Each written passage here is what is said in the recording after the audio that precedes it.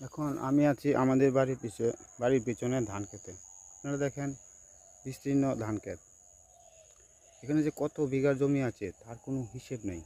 কিন্তু এই যুগ যুগান্তর ধরে এই ফসলগুলো মানুষের খাদ্য, অন্ন, বস্ত্র, বাসস্থানের ব্যবস্থা করছে। কারণ এই জমিতে ফসল না হলে মানুষ যে কী খাবে তারা দিশেহারা হয়ে পড়ে।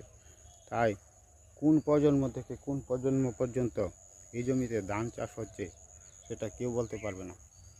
কারণ আমাদের দেশে শতকরা 80% মানুষ ভাতের উপর নির্ভরশীল। এই জমিতে যদি ফসল না হয় তাহলে তারা অধিক অর্থ কষ্টের মধ্যে পড়ে যাবে এবং তাদেরকে অনেক দুঃখ কষ্ট ভোগ করতে হবে। তাই আপনারা এই কৃষিপ্রধান বাংলাদেশকে অবহেলা করার কোনো উপায় নাই। কারণ ধানই আমাদের দেশের প্রধান শস্য। এই ধান বিক্রি করে কৃষক তার ফ্যামিলি, পরিবার এবং তার বাচ্চাদের পড়াশোনা করা যাবতীয় কাজ করে থাকে। কিন্তু এই ফসল যদি নষ্ট হয়ে যায় তাহলে কৃষক হতাশ হয়ে যায়। এই ফসল থেকেই কৃষক তার গরু ছাগলের জন্য খড় জোগাড় করে এবং শাকসবজি উৎপাদন করে।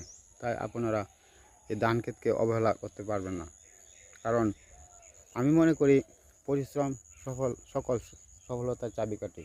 প্রতিটা মানুষই যত বেশি পরিশ্রম করবে তত বেশি উন্নত করবে। কারণ